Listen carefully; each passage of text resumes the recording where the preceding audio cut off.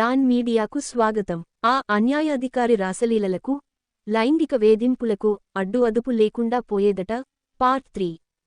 ఆ అన్యాయాధికారి బారిన పడ్డ మహిళలు, యువతులు, వారి కుటుంబ సభ్యులు తమ బాధలను డాన్ మీడియాకు కోకొల్లలుగా చెప్పుకుస్తున్నారు. తమ కామ వాంఛను తీర్చుకోవడానికి తూర్పుగోదావరి జిల్లాలోని ఒక పట్టణంలోని లాయర్ గారి భార్య అయిన ఒక కింది ఉద్యోగిని సైతం లైంగిక వేధింపులకు గురిచేయడంతో వారు ఏలూరు జిల్లా ఉన్నత అధికారులకు ఫిర్యాదు చేయడం, అక్కడ బార్ అసోసియేషన్లో గొడవ పెట్టడం జరగడంతో ఆమెకు, ఆమె భర్తకు క్షమాపణలు చెప్పి ఆ విషయంలో ఉన్నతాధికారి చర్యల నుండి బయటపడ్డారట.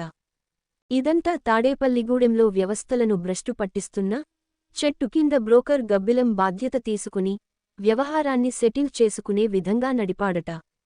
సదరు అన్యాయాధికారి వాకింగ్ పేరుతో ఏరియా ఆసుపత్రి ప్రాంతంలో వాకింగ్కు వచ్చే మహిళలు, యువతుల వెంటపడి వారు చీ కొడుతున్న దులిపేసుకుని పట్టించుకోకుండా హచ్కుక్కలాగా వెంటపడే వాడిని తెలిసింది.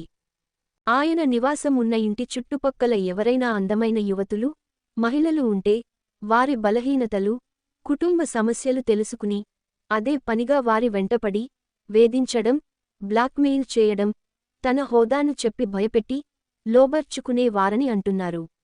కొందరు యువతులు అడ్డం తిరిగి, మాకు తాత, తండ్రికి ఉన్న వయసు ఉంది, మమ్మల్ని వేధించడం బాగోదని చెప్పినప్పటికీ వినకుండా వేధింపులను మరింతగా పెంచడంతో ఇద్దరు ముగ్గురు కలిసి చెప్పులు, బూట్లు తీసుకుని తరిమికొట్టారని తెలిసింది. విశ్వసనీయ వార్తల సమాహారమే మన డాన్ మీడియా. మరిన్ని వార్తల కోసం మన డాన్ మీడియా ఛానల్ను సబ్స్క్రైబ్ చేయండి. మరికొందరితో చేయించండి. ధన్యవాదములు.